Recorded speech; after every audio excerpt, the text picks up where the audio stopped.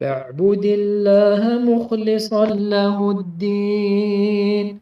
ألا لله الدين الخالص.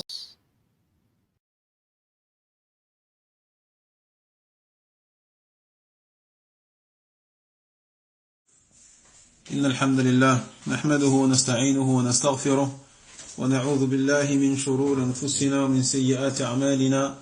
من يهده الله فلا مضل له ومن يضلل فلا هادي له، وأشهد أن لا إله إلا الله وحده لا شريك له، وأشهد أن محمدا عبده ورسوله صلى الله عليه وعلى آله وصحبه وسلم. يا أيها الذين آمنوا اتقوا الله حق تقاته ولا تموتن إلا وأنتم مسلمون. يا أيها الناس اتقوا ربكم الذي خلقكم من نفس واحدة وخلق منها زوجها وبث منهما رجالا كثيرا ونساء، واتقوا الله الذي تساءلون به والأرحام إن الله كان عليكم رقيبا. يا أيها الذين آمنوا اتقوا الله وقولوا قولا سديدا يصلح لكم أعمالكم ويغفر لكم ذنوبكم، ومن يطع الله ورسوله فقد فاز فوزا عظيما. أما بعد، فإن أصدق الحديث كتاب الله، وخير الهدي هدي محمد بن عبد الله، وشر الأمور محدثاتها، وكل محدثة بدعة، وكل بدعة ضلالة، وكل ضلالة في النار، حمنا الله وإياكم منها. ثم أما بعد، فبحمد الله عز وجل ما زلنا نقرأ كتاب شرح كتاب التوحيد الذي هو حق الله على العبيد، وهو التمهيد لمعالي الشيخ صالح ابن عبد العزيز آل الشيخ حفظه الله تعالى. نعم، وما زلنا في باب من حقق التوحيد دخل الجنة بغير حساب. فسنذكر الآن حديث هذا الباب. قال المؤلف رحمه الله: عن حسين بن عبد الرحمن قال: كنت عند السعيد بن جبير فقال: أيكم رأى الكوكب الذي انقض البارحة؟ فقلت: أنا. ثم قلت: أما إني لم أكن في صلاة ولكني لدغت. قال: فما صنعت؟ قلت: ارتقيت. قال: فما حملك على ذلك؟ قلت: حديث حدثناه الشعبي. قال: وما حدثكم؟ قلت: حدثنا عن بريدة بن الحصيب أنه قال: لا رقية إلا من عين أو حمى. قال: قد أحسن من انتهى إلى ما سمع. ولكن حدثنا ابن عباس رضي الله عنهما عن النبي صلى الله عليه وسلم أنه قال: عرضت علي الأمم فرأيت النبي ومعه الرهط، والنبي ومعه الرجل والرجلان، والنبي وليس معه أحد، إذ رفع لي سواد عظيم فظننت أنهم أمتي، فقيل لي: هذا موسى وقومه. فنظرت فإذا سواد عظيم، فقيل لي: هذه أمتك ومعهم 70,000 يدخلون الجنة بغير حساب ولا عذاب. ثم نهض فدخل منزله، فخاض الناس في أولئك، فقال بعضهم: فلعلهم الذين صحبوا رسول الله صلى الله عليه وسلم. وقال بعضهم: فلعلهم الذين ولدوا في الإسلام فلم يشركوا بالله شيئا، وذكروا أشياء. فخرج عليهم رسول الله عليه الصلاة والسلام فأخبروه فقال: هم الذين لا يسترقون ولا يكتوون ولا يتطيرون وعلى ربهم يتوكلون. فقام عكاشة ابن محصن رضي الله عنه فقال: يا رسول الله، ادعو الله أن يجعلني منهم. فقال: أنت منهم. ثم قام رجل آخر فقال: ادعو الله أن يجعلني منهم. فقال: سبقك بها عكاشة. نعم. Donc, on continue bi'idhnillah azza wa jal l'explication de Kitab al-Tawhid, qui est donc al-Tamhid, l'explication du noble Cheikh Salih ibn Abdul Aziz al-Cheikh hafidhahullah ta'ala wa ra'a min kulli su wa da. Et on est arrivé donc au chapitre concernant celui qui concrétise son tawhid concrétise l'unicisation d'Allah Jalla wa Ala, il entrera au paradis sans jugement, c'est-à-dire sans jugement ni châtiment. Et donc on va débuter aujourd'hui. On l'avait déjà fait la semaine dernière, mais à cause des nuisances sonores assez nombreuses qu'il y avait, on va reprendre le cours, Inch'Allah Ta'ala, du début. Donc on va le refaire, bi'idhnillah azza wa jal. Donc là, je vous ai lu le hadith de ce chapitre-là, qui est rapporté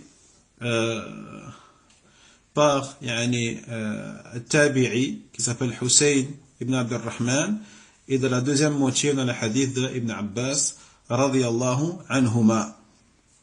Donc on va traduire, comme on a fait la semaine dernière, on va essayer de traduire approximativement le hadith de ce chapitre-là. Taïeb. Donc il dit Hussein ibn Abdurrahman, j'étais auprès de Saïd ibn Jubayr.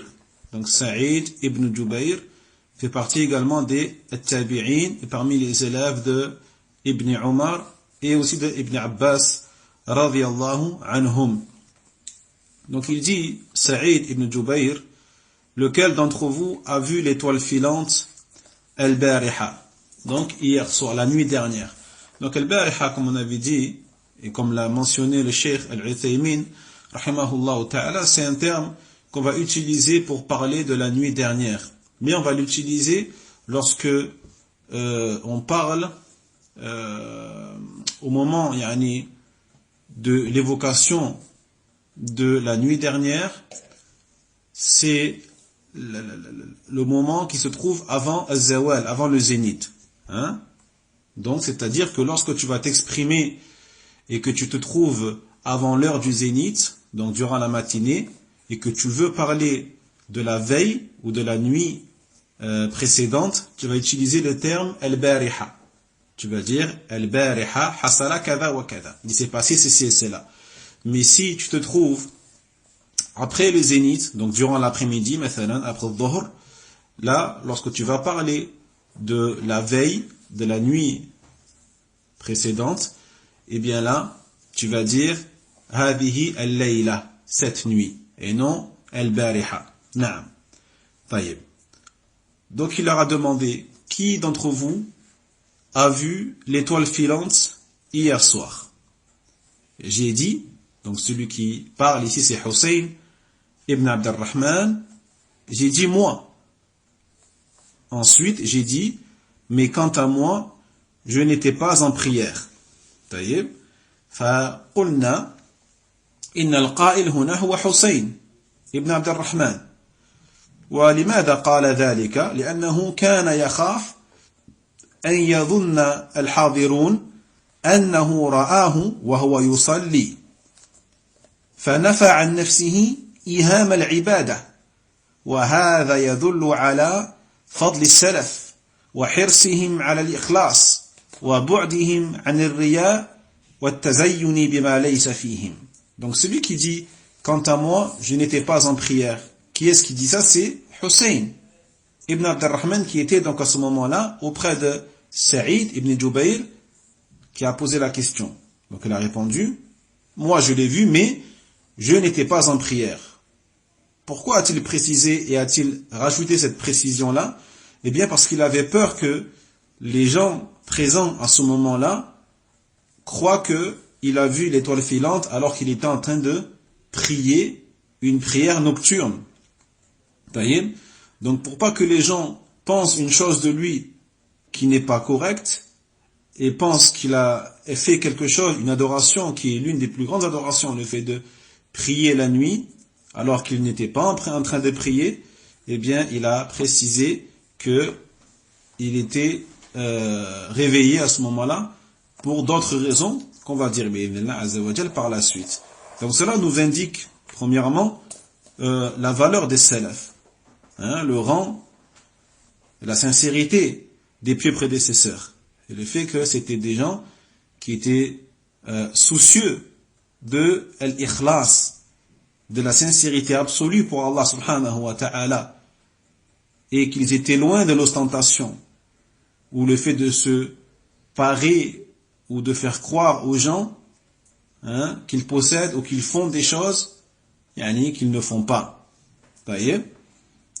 Donc ça, c'est un comportement que l'on doit adopter pour vraiment avoir une sincérité absolue pour Allah Jalla wa Ala et ne pas tomber dans les filets des shaitans en faisant croire aux autres des choses que l'on ne possède pas, ou faire croire aux autres que l'on possède des qualités que l'on n'a pas. Naam. Puis il dit, mais j'ai été mordu ou piqué par un animal venimeux. Donc Saïd, il lui a demandé, alors qu'as-tu fait? Et là il a dit, eh bien j'ai demandé qu'on me fasse un ruqya. J'ai demandé qu'on me fasse un ruqya. Et là Saïd, il lui a demandé, فَمَا حَمَلَكَ عَلَى ذَلِكَ? C'est-à-dire, qu'est-ce qui t'a poussé à demander ruqya? Qu'est-ce qui t'a amené à demander aux autres qu'on te fasse un ruqya? فَهَذَا السُّؤَالِ فِيهِ طَلَبُ الحجة على صحة المذهب. Il dit l'imam, le cheikh Abd al-Rahman al-Cheikh rahimahullah ta'ala, il dit dans la question, on a la preuve qui est permis de demander justement la preuve d'une chose, la preuve de l'authenticité d'un acte ou de l'authenticité d'une parole ou d'une croyance, comme il a fait ici. Qu'est-ce qui t'a amené à faire ça? Qu'est-ce qui t'a poussé à demander qu'on te fasse ruqya? Quelle est ta preuve? فَقُلْتُ حَدِيثٌ. Donc il a répondu, un hadith que nous a rapporté l'imam al-Sha'bi. Donc al-Sha'bi fait partie également des grands parmi les tabi'in, et son prénom c'est Amir ibn Shurahil al-Sha'bi. Donc il a dit un hadith rapporté par al-Sha'bi. قال وما حدثكم? Et qu'est-ce qu'il vous a rapporté? Dit Saïd, قلت حدثنا عن بريدة بن الحصيب. Donc il nous a rapporté un hadith rapporté ou mentionné par Burayda ibn al-Husayb. Donc là ici on a le compagnon qui rapporte ce hadith, qui s'appelle donc Burayda ibn al-Husayb avec un sad, qui a dit donc la parole de Nabi sallallahu alayhi wa sallam, pas de ruqya si ce n'est pour le mauvais œil ou huma, c'est-à-dire la piqûre ou la morsure venimeuse. فهذا الكلام لا رقية إلا من عين أو حمى. قال الخطابي ومعنى الحديث لا رقية أشفى وأولى من رقية العين والحمى لأن النبي صلى الله عليه وسلم قد رقى غيره وكذلك قد رقي. Donc la parole ici du Nabi sallallahu alayhi wa sallam, pas de ruqya si ce n'est pour le mauvais œil ou contre le mauvais œil et contre la morsure venimeuse ou la piqûre. Il dit l'imam al-Khattabi rahimahullah ta'ala, le sens du hadith, c'est qu'il n'y a pas de ruqya plus efficace et plus guérissante que la ruqya contre le mauvais œil ou celle contre la morsure ou la piqûre venimeuse. Taïeb, ça ne veut pas dire que tu ne peux faire ruqya que pour ces deux choses-là. Non, tu peux faire ruqya pour toute forme de maladie. La preuve, c'est que le prophète, alayhi salatu wassalam, alhamdulillah, a effectué la ruqya sur d'autres que lui. Et lui aussi, on a effectué la ruqya sur lui également. Taïeb. Donc ce qui évolue ici par le hadith, c'est qu'il n'y a pas de ruqya plus efficace, plus guérissante, si ce n'est celle contre le mauvais œil ou contre la morsure ou la piqûre venimeuse. ثم قال سعيد قد أحسن من انتهى إلى ما سمع. أي من أخذ بما بلغه من العلم وعمل به فقد أحسن بخلاف من يعمل بجهل أو لا يعمل بما يعلم فإنه مسيء آثم. وفيه أيضا فضيلة علم السلف وحسن أدبهم. Donc qu'est-ce qu'il a dit Saïd quand il a entendu cette parole-là, ce hadith? Il a dit, c'est certes bien comporté celui qui s'est arrêté à ce qu'il a entendu. C'est-à-dire que là, donc, il fait les éloges. Il fait les éloges, il les complimente. Hussein ibn Abd al-Rahman par rapport à son acte. Parce qu'il s'en est tenu, Hussein, au hadith qu'il a entendu de Buraïda ibn Husayb. C'est-à-dire que celui qui a appliqué ce qui lui est parvenu de science et qu'il a mis en pratique, eh bien il a certes eu un bon comportement. Contrairement à celui qui a pratiqué sans science, ou à celui qui avait la science mais qui n'a pas pratiqué. Voyez? Donc bien sûr, les salafs sont loin de ces deux caractéristiques-là, sont loin de faire des choses par ignorance ou de ne pas appliquer des choses qu'ils savent. Non, les salaf salih appliquent ce qu'ils savent et ce qu'ils savent, ils l'appliquent. طيب أي نعم.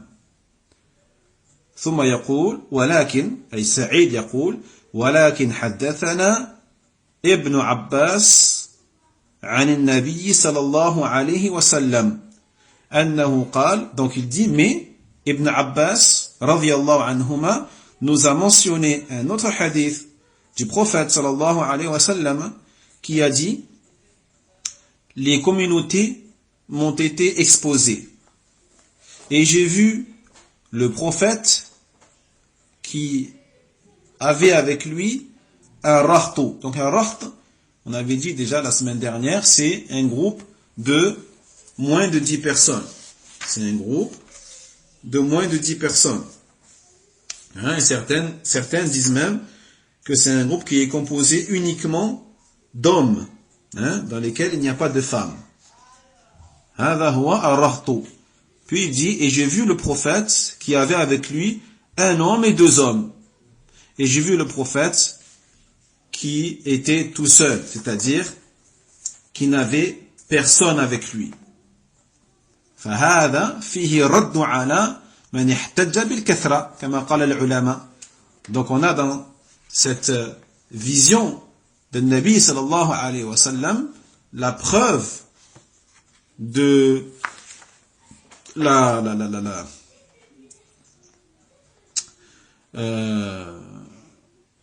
du mensonge de celui qui prétend que la majorité est un argument, ou que le grand nombre est un argument avec lequel on va discuter et débattre, et qui croit que la vérité ou la force se trouve avec le grand nombre. Là, donc la preuve dans ce hadith sur le fait que la vérité n'est pas forcément avec le grand nombre, et que des prophètes viendront Yawm al-Qiyamah avec un groupe de moins de 10 personnes, d'autres avec une personne, d'autres avec 2 personnes, et d'autres encore, ils viendront tout seuls, alors que ce sont les meilleurs des créatures d'Allah subhanahu wa ta'ala, les messagers et les prophètes, alayhimus salatu wassalam. Puis il dit, إِذْ رُفِعَ لِي سَوَادٌ عَظِيمٌ. Puis, on va me faire voir une foule immense, et j'ai cru que c'était ma communauté. Et là, on va me dire, non, c'est Moussa et son peuple.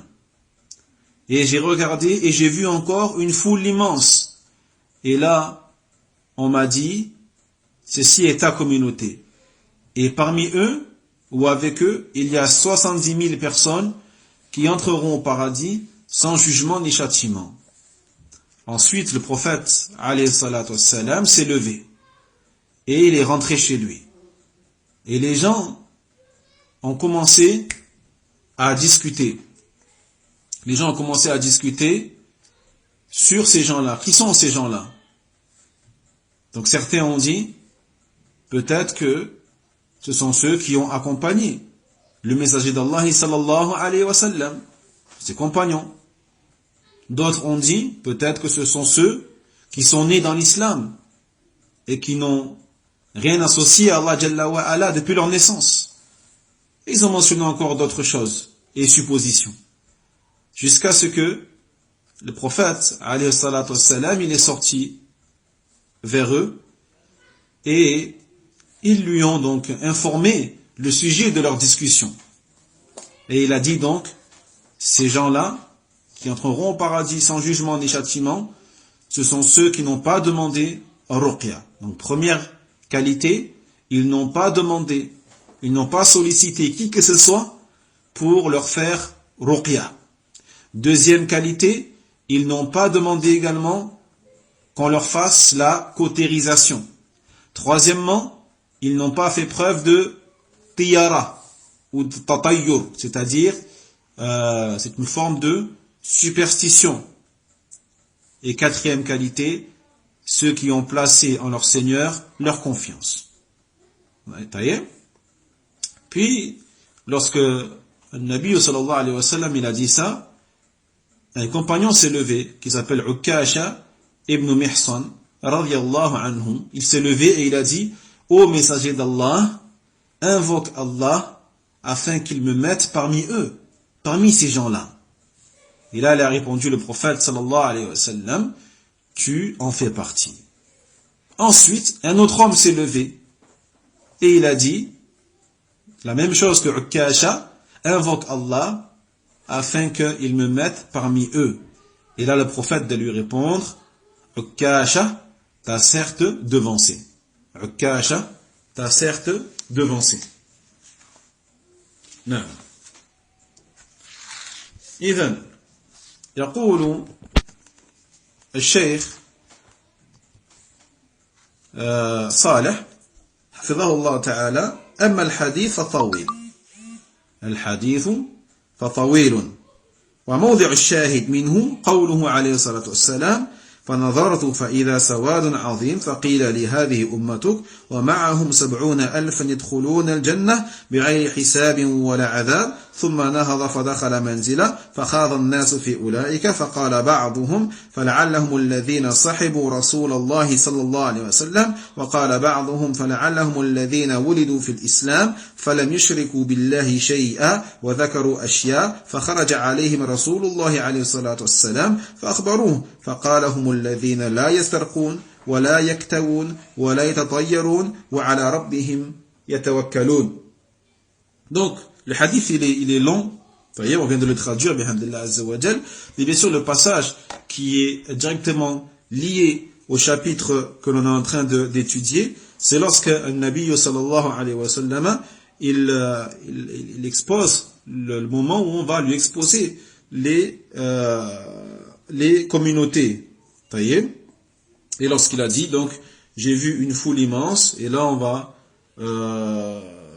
va me dire ceci est ta communauté et parmi eux il y a 70 000 personnes qui entreront au paradis sans jugement ni châtiment.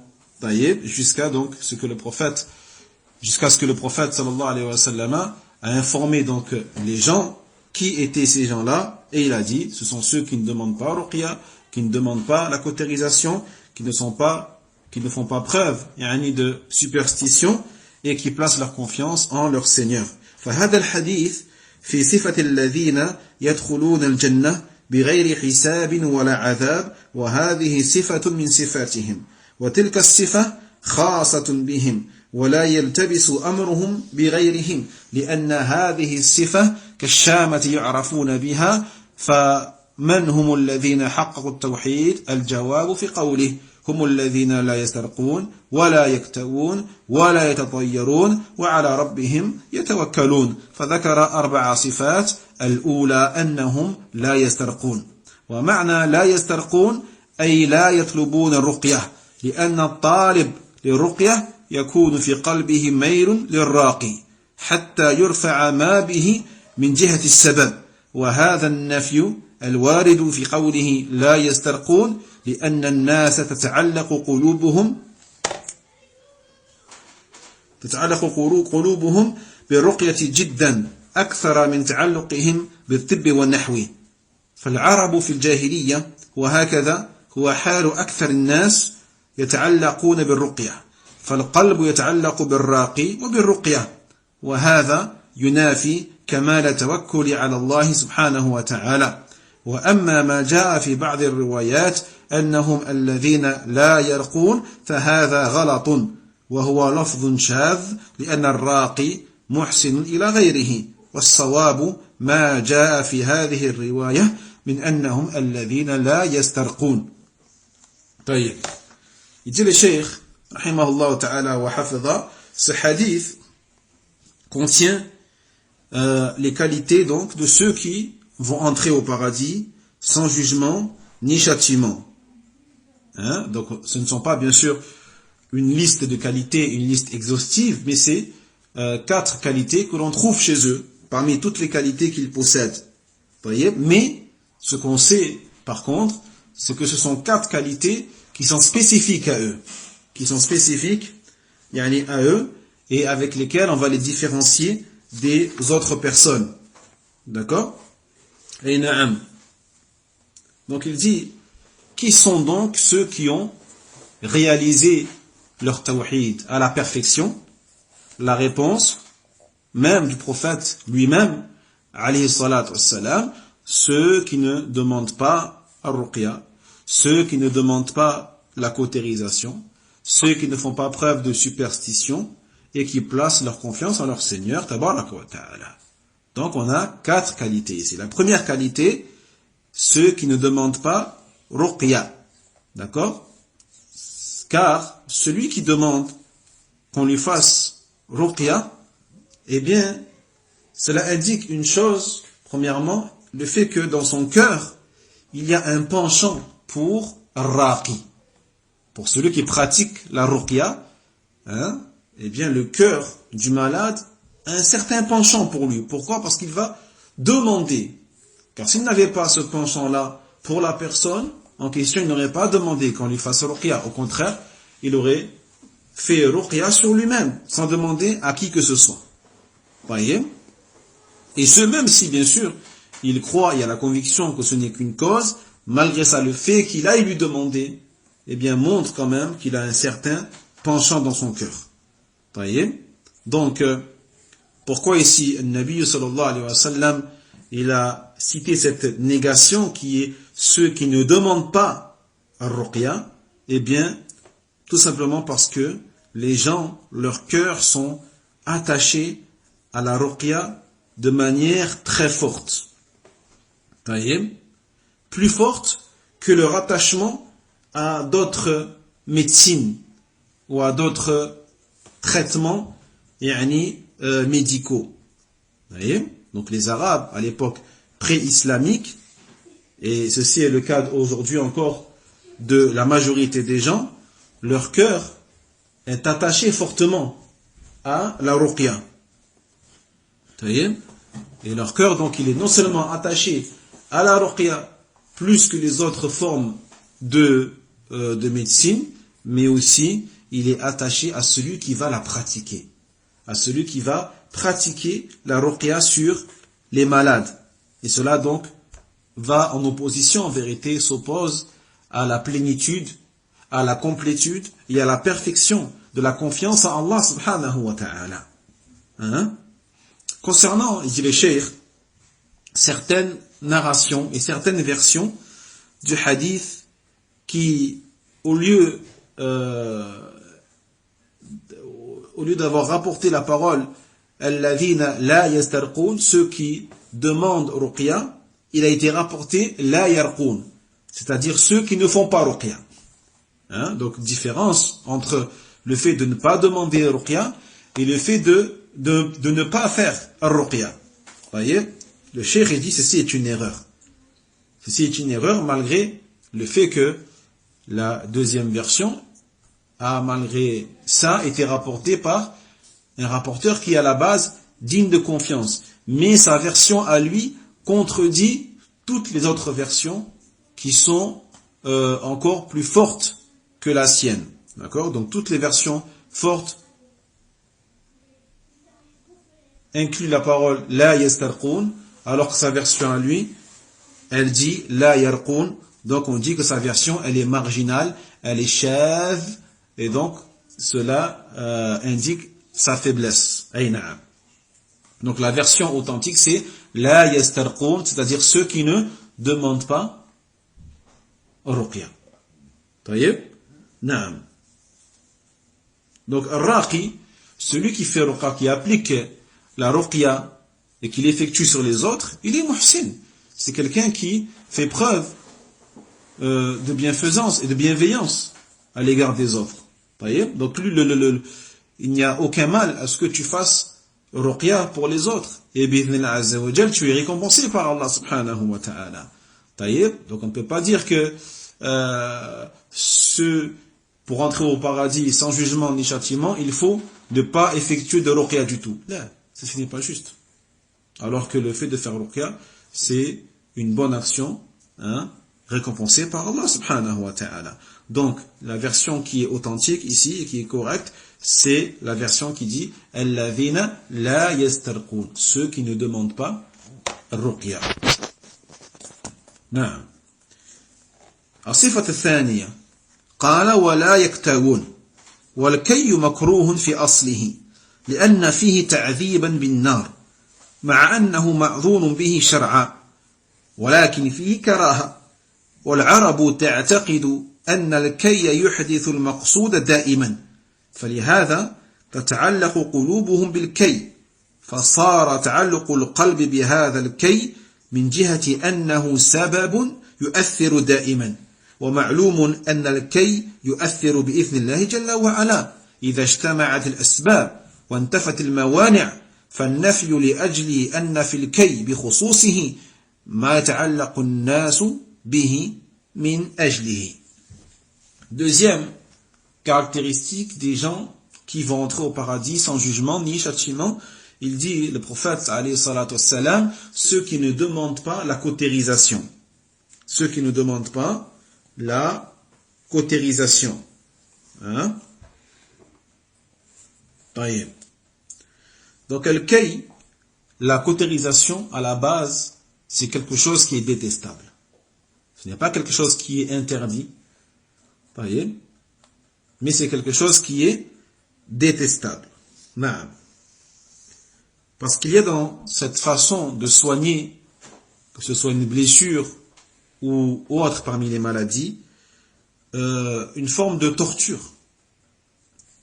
Une forme de torture, une forme de châtiment qui est infligé aux malades et par le feu. Hein, comme vous savez, c'est un soin qui nécessite de brûler. De brûler une plaie ou autre parmi les organes du corps humain. Mais malgré ça, cela reste permis religieusement. Cela reste permis religieusement, à condition bien sûr que cela ne va pas causer des torts encore plus graves à la personne malade. Mais il y a dans ce soin-là une forme de détestation. Une forme de détestation dont il faut s'éloigner autant que possible. Et il faut savoir que les Arabes avaient pour croyance et pour conviction que la cautérisation était efficace constamment, était tout le temps efficace, que cela portait tout le temps ses fruits et avait toujours des résultats satisfaisants et concluants. Et c'est pour cela que donc le cœur des Arabes était fortement attaché à cette façon de soigner, à la cautérisation. Jusqu'à ce que leur cœur soit tellement attaché à cela, jusqu'à ce qu'ils croient que la cautérisation avait des résultats concluants de manière totale et de manière pérenne et constante. D'accord ? Et alors que, en vérité, il est connu que la cautérisation ne sera efficace, ne portera ses fruits que par la permission d'Allah Jalla wa Ala. Et lorsque les conditions sont réunies, certaines conditions, et lorsque certaines choses qui pourraient empêcher que la cautérisation soit efficace soient absentes. Donc c'est pas un soin qui va être efficace à 100% et de n'importe quelle manière. Non, il faudra faire attention à la façon de la pratiquer, hein, et faire attention à respecter les conditions et les causes qui vont permettre à la cautérisation d'être efficace par la permission d'Allah Jalla wa Ala. Donc ici la négation de Nabi sallallahu alayhi wa sallam, c'est pas pour montrer que c'est interdit, mais c'est pour montrer que le cœur, malheureusement, de beaucoup de gens, il est attaché fortement ou trop fortement à la cautérisation, en oubliant que il faut regarder les causes qui vont mener à bien cette chose-là et les obstacles aussi qui doivent être absentes et qui pourraient donc empêcher la cautérisation d'être efficace. Donc là, pour résumer, on voit que le demander ruqya n'est pas quelque chose à la base qui est interdit. Le fait de demander la cautérisation n'est pas à la base quelque chose d'interdit. Mais pourquoi cela a été mentionné par le hadith, par le prophète sallallahu alayhi wa sallam? Parce que c'était deux choses auxquelles les cœurs des gens étaient très fortement attachés. Étaient trop fortement attachés. Et donc ils avaient des penchants pour autre que Allah subhanahu wa ta'ala. أي نعم. الثالثة قال ولا يتطيرون. الطيرة شيء يعرض على القلب من جراء شيء يحدث أمامه فيجعله يقدم على أمر أو يحجم عنه وهذه صفة من لم يكن التوكل في قلبه عظيما. Troisième qualité des gens qui vont entrer au paradis sans jugement et sans châtiment, ceux qui ne font pas preuve de tiyara, de superstition. Donc, la tiyara, c'est une chose qui va être dans le cœur de la personne à cause d'un événement qui s'est déroulé devant lui. Vous voyez? À cause d'un bruit ou d'un son qu'il a entendu, à cause d'une vision qu'il a vue devant lui, ou à cause d'une chose qu'il a connue ou qu'il a su, d'une connaissance. Et par rapport à cette chose qu'il a vue ou qu'il a entendue, eh bien la personne, soit elle va entreprendre ce qu'elle avait décidé de faire, ou soit elle va s'abstenir de faire ce qu'elle avait décidé de faire à la base. Vous voyez? Donc on avait donné quelques exemples. Par exemple, la personne entreprend de voyager. Elle sort le matin avec ses bagages et elle croise un chat noir. Elle croise un chat noir. Alors qu'est-ce qu'elle se dit? Elle se dit non, c'est un signe que mon voyage ne va pas bien se passer, donc je vais rester chez moi, je ne voyage pas. Vous voyez? Tiyara. C'est une forme de tiyara. Vous voyez? Et si la personne croit que c'est une cause qui fait que le voyage ne se passera pas bien, ce sera du shirk asghar. Ce sera de l'associationnisme mineur. Et à l'inverse, quelqu'un qui voudrait acheter une voiture, elle arrive devant la voiture qu'elle veut acheter et elle voit une colombe blanche. Une colombe blanche sur la voiture. Elle se dit, ah c'est bon, je vais l'acheter, parce que c'est un signe que c'est un achat qui me sera bénéfique. Vous voyez? Donc cela également est du shirk asghar. Parce que la personne aura fait de quelque chose une cause qu'Allah Jalla wa Ala n'en a pas fait une cause. Tout simplement. Vous voyez? Et ça peut mener, bien sûr aussi, jusqu'au polythéisme majeur. Wal'iyadhu billah. Non. Et cette forme donc de croyance, ou cette façon de faire, est une des caractéristiques de ceux qui ne placent pas leur confiance à Allah Jalla wa Ala, ou dont leur confiance à Allah subhanahu wa ta'ala est faible. الرابعة قال وعلى ربهم يتوكلون وهي جامعة للصفات السابقة هي جامعة للصفات السابقة وهذه الصفات ليس المقصود منها أن الذين حققوا التوحيد لا يبشرون أسباب كما فهمه بعضهم وأن الكمال ألا يباشر سببا البتة أو ألا يتداوى البتة وهذا غلط لأن النبي صلى الله عليه وسلم رقي ولأنه عليه الصلاة والسلام تداوى وأمر بالتداوي وأمر أيضا بعض الصحابة بأن يكتوي ونحو ذلك فليس في الحديث ما يدل على أن أولئك لا يبشرون الأسباب مطلقة أو لا يبشرون أسباب الدواء وإنما فيه ذكر لهذه الثلاث بخصوصها لأنه يكثر تعلق القلب والتفاته إلى الراقي أو إلى الكي أو إلى الكاوي أو إلى التطير ففيها إنقاص من مقام التوكل. Non. Quatrième caractéristique, ceux qui placent leur confiance en leur Seigneur. En vérité, il dit le Cheikh Salih, Fadallah Ta'ala, que cette caractéristique-là, elle englobe les trois précédentes. Elle englobe les trois précédentes. C'est-à-dire, celui qui ne demande pas qu'on lui fasse ruqya, c'est qu'il a placé confiance en son Seigneur. Celui qui ne demande pas la cautérisation à autrui, c'est qu'il a placé sa confiance en son Seigneur. Et celui qui n'est pas superstitieux ou qui ne fait pas preuve de superstition, c'est que lui aussi il a placé sa confiance en son Seigneur Azza wa Jalla. Et ici, il souligne une chose très importante.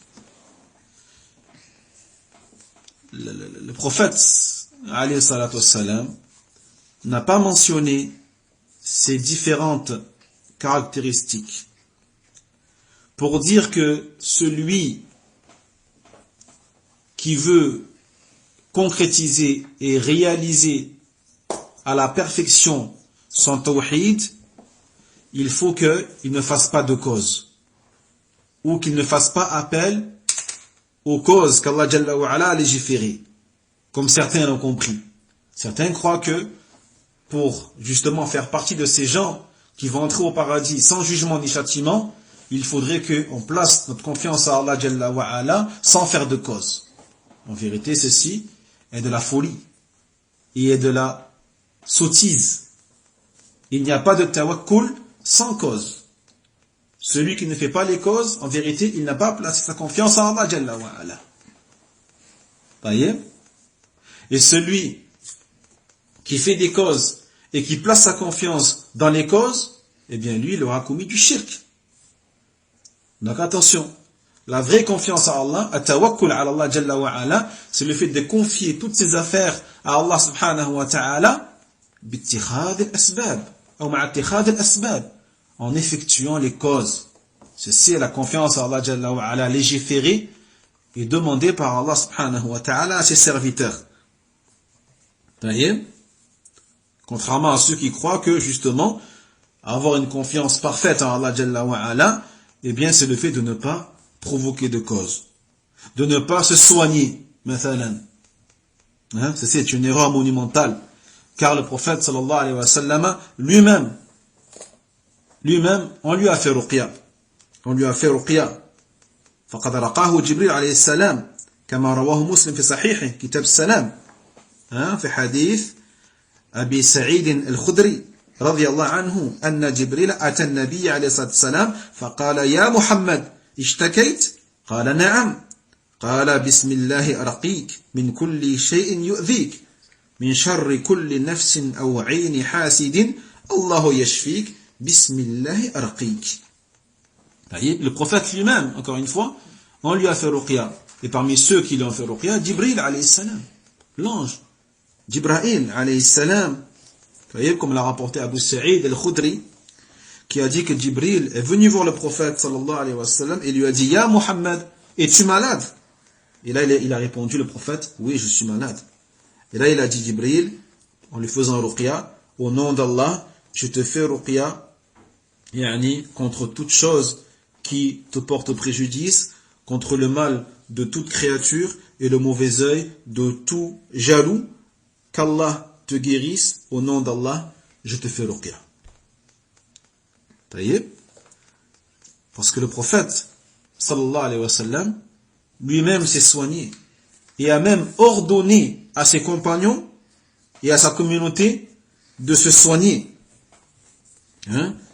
كما في حديث أسامة ابن شريك رضي الله عنه أنه قال قالت الأعراب يا رسول الله ألا نتداوى قال نعم يا عباد الله تداووا فإن الله لم يضع داء إلا وضع له شفاء أو قال دواء إلا داء واحدا قالوا يا رسول الله وما هو قال الهرم.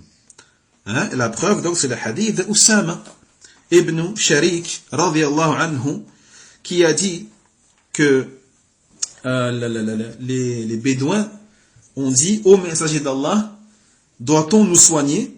Il a dit oui, ô créatures d'Allah, ô serviteurs d'Allah, soignez-vous. Soignez-vous, prenez des médicaments, prenez des remèdes quand vous êtes malade, soignez-vous. Car certes, Allah Jalla wa Ala n'a pas établi une maladie sans qu'il n'a établi avec elle une guérison. Et dans une version, sans qu'il n'ait établi avec elle un médicament, un remède. Sauf pour une seule maladie. Sauf une seule maladie. Et là ils ont dit, ô messager d'Allah, sallallahu alayhi wa sallam, quelle est-elle cette maladie qui n'a pas de remède? Il a dit, al-hiram, la vieillesse. Il a dit, la vieillesse. Aïna. Donc, le prophète sallallahu alayhi wa sallam a ordonné qu'on se soigne.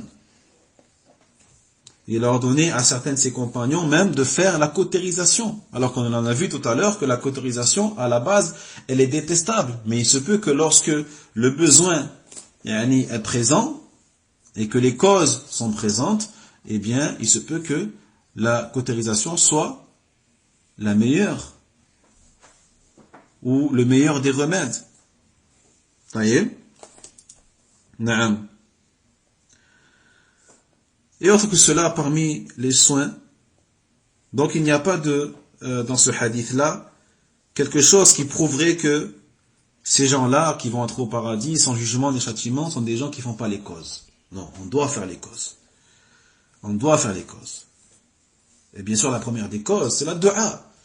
C'est la demande à Allah Jalla wa Ala. Demande à Allah Jalla wa Ala qu'il te guérisse. Ensuite, tu fais les autres causes matérielles, qui est le fait de se soigner en prenant des remèdes, parmi les remèdes prophétiques, parmi les plantes qu'Allah Jalla wa Ala a créées, parmi toutes ces causes qui nous protègent et qui nous préservent, surtout aujourd'hui dans cette période de pandémie planétaire.